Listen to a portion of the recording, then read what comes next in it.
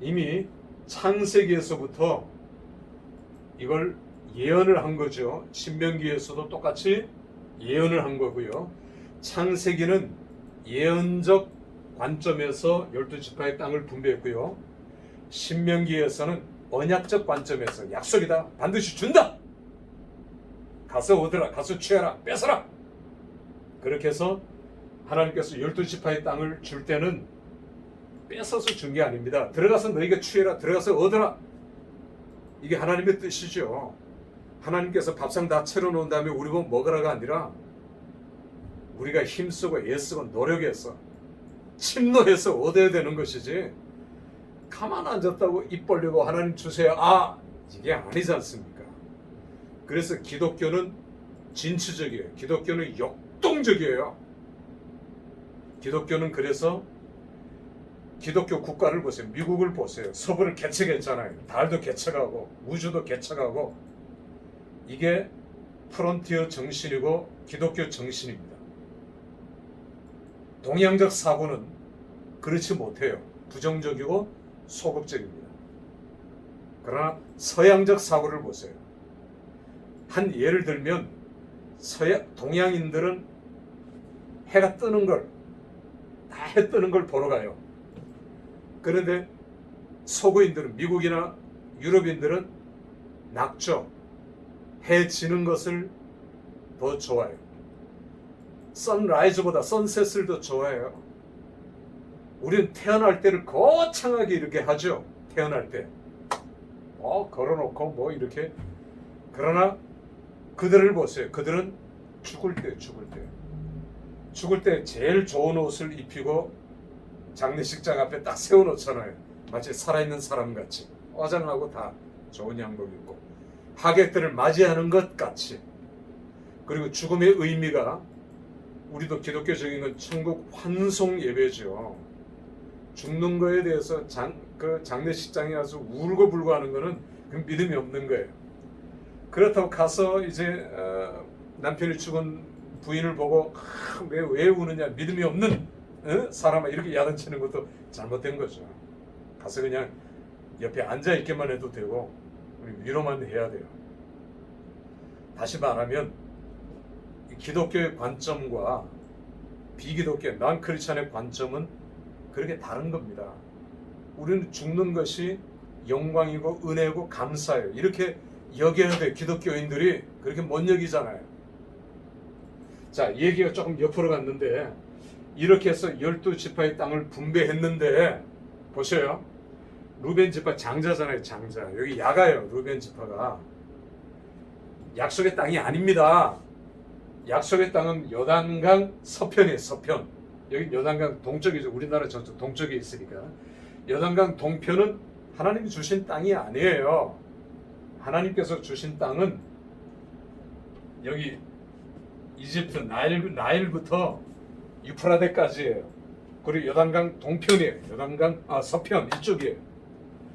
그리고 루벤은 언약하고는 관계가 없어요. 믿음이 없으니까. 제일 먼저 성질이 급하죠. 루벤이 성질이 물 끓듯 한다 했잖아요. 제일 먼저 도착한 여기 이제 모압 땅인데, 우리는 여기서 살겠습니다. 여기를 주시오. 모세요. 장자 지파예요. 달라고 하니까 모세가 그래, 할 수 없지. 루벤 지파 너 먹어라. 그래서 루벤 지파는 싸우지도 않고, 다른 지파들은 싸워야 되는데 난 싸우지도 않고, 이 땅은 좋은 땅이 아닙니다. 그러나 뭐 나쁜 땅도 아니에요. 야베스 길라앗도 있고요. 아주 여기는 숲을 비옥한 땅이고, 여기는 좀 이제 안 좋은 땅이고 사막이고 한데, 루벤 지파는 제일 좋은 것을 얻었어요. 그 다음에 실바의 딸, 엄마가 실바죠. 갓지파도 실바가 낳은 다시 말하면 이복 형제들 중에 그들 맞이에요. 루벤이 하는 걸 보고 여기 우리가 주시오. 두 번째. 그래서 갓지파가 두 번째를 차지했어요. 여기는 그래도 조금 좋은 땅이죠. 야복강도 있고요. 물도 풍부하고. 므낫세 지파는 가만 보니까 이제 이 므낫세 지파가 욕심이 많아요.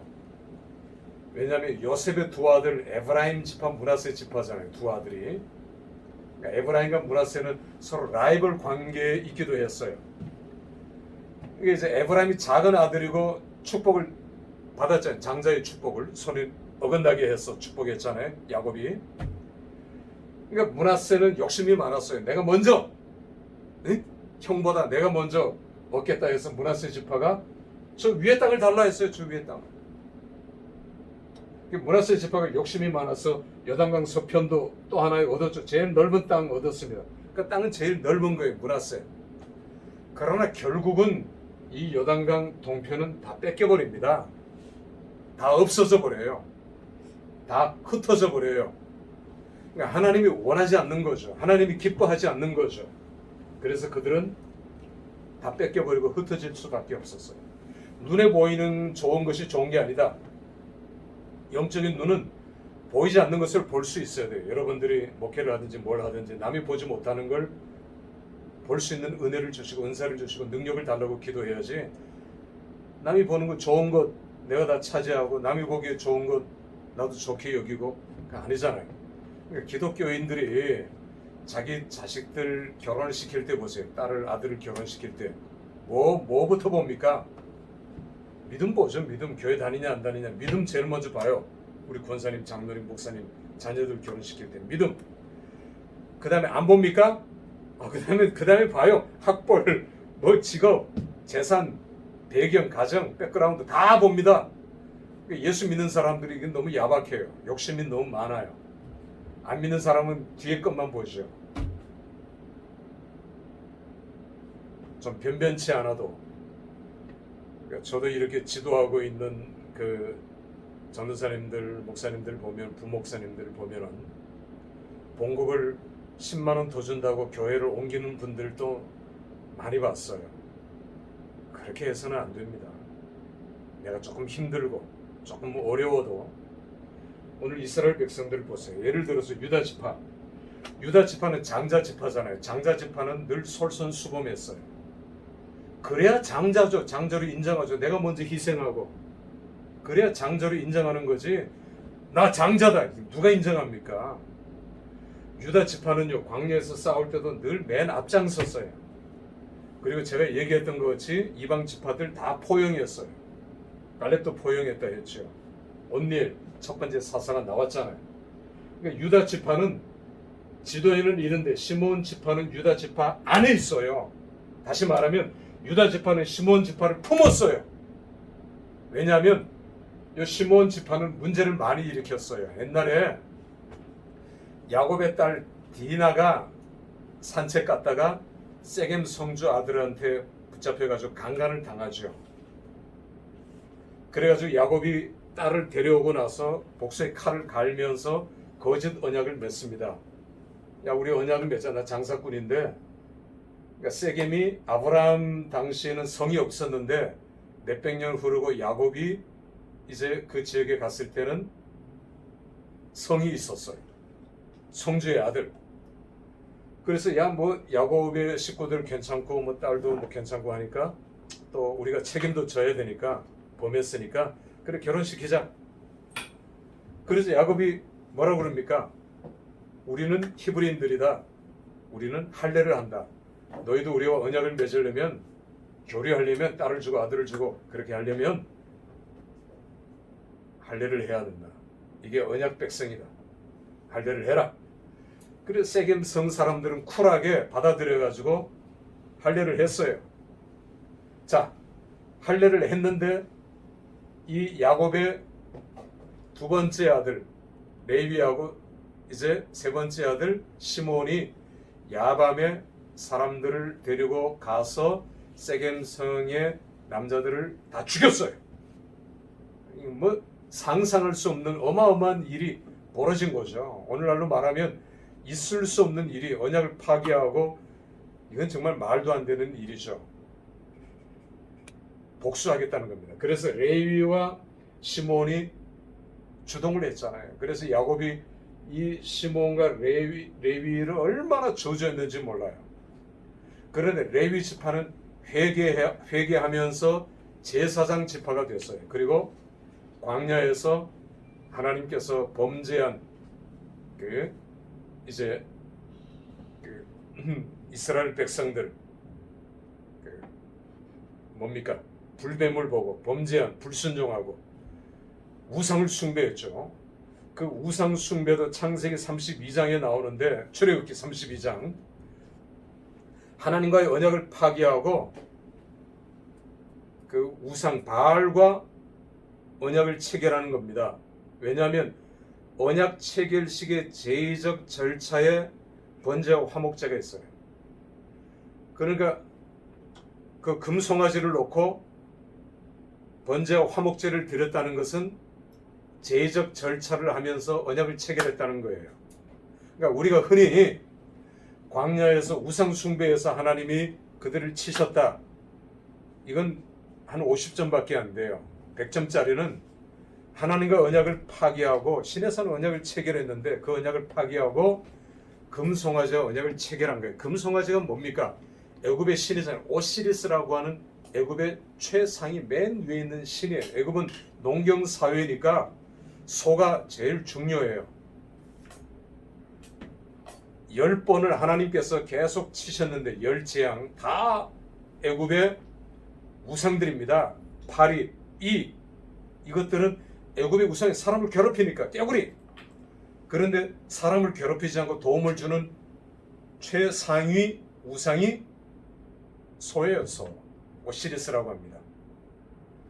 그 소를 이제 언약을 체결했다고 하는 것은 다시 애굽으로 돌아가겠다는 거잖아요. 애굽의 우상을 섬기겠다는 거고요. 하나님이 경노하셨죠. 그래서 동족을 쳐라 할 때 다들 머뭇머뭇거렸죠. 누가 동족을 칩니까? 그러나 레위 지파가 나와서 칼로 3,000명을 우상 숭배한 사람들, 지도자들, 남자들 3,000명을 쳐서 죽였어요. 하나님께서 그걸 보시고 레위 지파를 제사장 삼으신 거 아닙니까? 레위 지파의 후손들이 제사장이 된 거예요. 그런데 시므온은 그렇게 하지 못했어요. 시므온은 성격이 굉장히 괴팍해요. 호전적이에요. 시므온 지파가.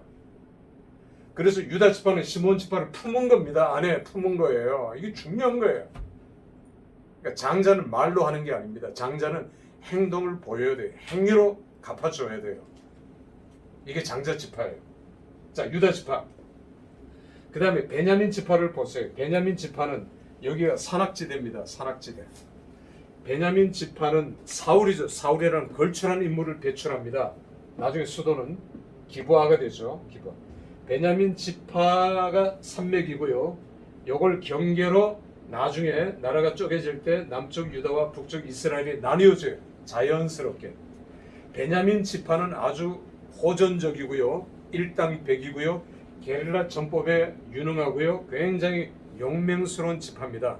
나중에 우리가 사사시대에 가서 12지파를 다 상대하고 2번 전투에서 이겨요. 베냐민 지파가. 이 조그만 지파가.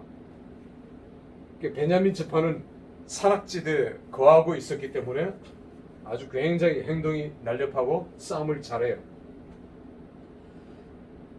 에브라임 지파는 제일 좋은 땅을 얻었습니다. 여리고가 있고 베들이 있고, 지난번에 그 이제 실로가 있고 뭐 그런 곳입니다. 첫 번째 수도가 있었던 곳이고요.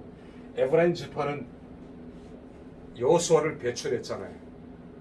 욕심이 많아요. 제일 좋은 땅을 얻었어요. 그는 단 지파는 블레셋이 중복되어 있었죠. 중복돼. 블레셋을 쳐서 이겨내는데 이 블레셋이 보통 강력한 족속이 아닙니다. 블레셋은 팔레스타인, 오늘날의 팔레스타인 조상이에요. 여기 이제 그 가사 지구라고 그러죠. 가사 지구. 이거 가사입니다. 가사. 블레셋은 지방 분권에 5대 수도가 있어요. 가드, 가사, 에스글론, 아스돗, 에글론 여기 있습니다. 그렇게 해서 방백, 5방백들이 돌아가면서 한 사람이 나라를 다스려요. 지방 분권. 참 그 당시에도 보기 드문, 이 당시에 모든 나라 제국들은 왕권입니다. 왕 한 사람이 강력한 힘을 가지고 나라를 다스리는데 블레셋은 좀 특이했어요. 이 블레셋은 크레타 섬에서 이주해온 크레타 문명, 오래된 문명이죠. 여기에서 이주해온 이 블레셋이라는 뜻이 불다라는 뜻이에요. 불다. 피부가 붉어요. 예, 여러분 옛날에 이 팔레스타인의 지도자 아라파트 키가 작고 터반하고 TV에 자주 나왔는데 그 사람 얼굴을 보면 굉장히 붉습니다. 블레셋 사람들이 붉어요. 피부가. 그래서 단 지파와 블레셋 지파는 어바랩됐는데 단 지파는 삼손도 배출했죠. 그런데 블레셋한테 졌어요. 싸우기가 또 싫고. 그래서 단 지파는 저 위로 백성들을 끌고 이 제사장 엉터리 같은 놈 데려다가 자기들 축복해 주라고 하면서 저 위로 다음에 우리가 살펴볼 텐데 단텔이라는 곳까지 이스라엘에서 물이 나오고 아주 제일 좋은 그런 지역에 올라갑니다. 단지파. 그러니까 하나님의 명령에 불순종했죠. 불순종. 그래서 우리가 요한계시록에도 보면 단지파를 하나님께서 빼버렸어요. 천국에 있는 12지파 상징적인 것이지만 단지파는 없어요.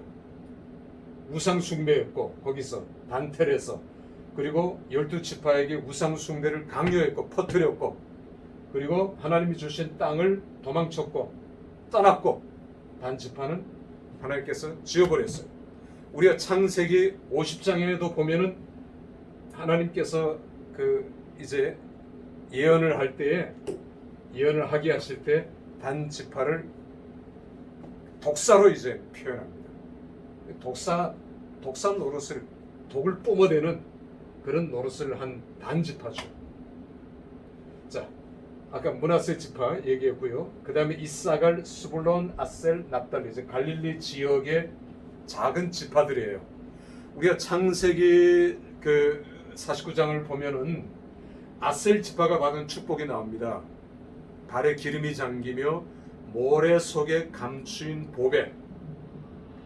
그래서 이제 러시아에 있는 믿음이 좋은 과학자들이 성경을 믿는 과학자들이 이 아셀 지파에게 주신 축복을 그들이 믿고 이 아셀 지파 오늘날의 하이파입니다. 하이파 항구 유명한 항구가 있죠.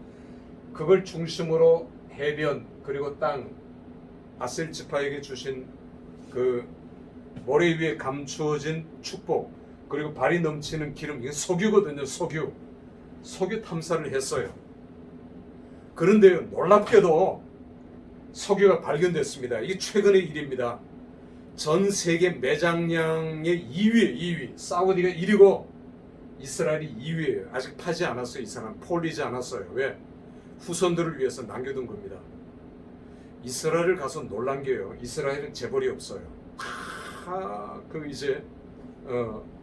이게 모험을 하는 기업들이에요. 이제 학생들이 대학에서 혹은 고등학교에서 그때부터 자기 직업을 이제 갖죠. 미래에 대한 자기 직업을. 그들은 군대 가면은 군대 2년 3년 동안 그들은 우리 주특기 같이 자기가 가져야 할 직업에 다 속해요. 그러니까 거기서 훈련을 받아요. 고도의 훈련입니다. 그런 훈련들을 받아요. 물론 이제 전투병으로 활약하기도 하지만 다 자기 주특기에 따라서 그런 훈련을 받고 제대하면 벤처 기업을 차릴 수 있도록 국가에서 전폭적으로 지원해요. 재벌이 없어요. 다 벤처 기업들이에요. 그 벤처 기업들이 전 세계를 주물러요. 최근에도 먹는 백신 지금 임상 실험하고 있어요. 이스라엘에서 제일 먼저 개발했어요. 백신 이런 것들. 그러니까 다행히 우리나라가 이스라엘하고 이 무역 교류를 활발하게 지금 하려고 하고 있는 건 참 고무적인 일이죠. 이스라엘은 어마어마한 바닷물을 담수물로 바꾸는데 딱 틀면 우리 생수보다 더 맛이 있어요. 어마어마합니다. 그게 크기가 사이즈가 배 안에서 조그맣게 만드는 그런 게 아니라 이스라엘의 기술력은 참 탁월하죠. 대단합니다. 이 사람들은. 우리는 군대에서 저도 이제 국방부 시계는 거꾸로 간다. 시간 때우기 2년 3년이라는 세월이 너무너무 아까운 시간이잖아요. 허비하는 시간이고. 근데 이 사람들은 그렇지 않아요. 참 얼마나 부러웠던지요. 자, 그래서 오늘날은 세계 제2위의 석유 매장량을 가지고 있다. 여러분, 그 락펠러도 그 사람을 보냈고, 스탠포드 석유 회사가 직원을 창세기를 읽어보니까 출애굽기하고 그 여기 나일강 유역에 역청이 있다는 그 출애굽기에 있죠. 역청. 역청은 뭡니까? 석유의 부산물이잖아요. 석유가 있는 거죠, 거기에. 그래서 스탠포드 석유 회사에서는 직원들을 보냈어요. 그리고 그 매장량을 탐사하기 시작했어요. 어마어마한 석유가 이집트에서 나오고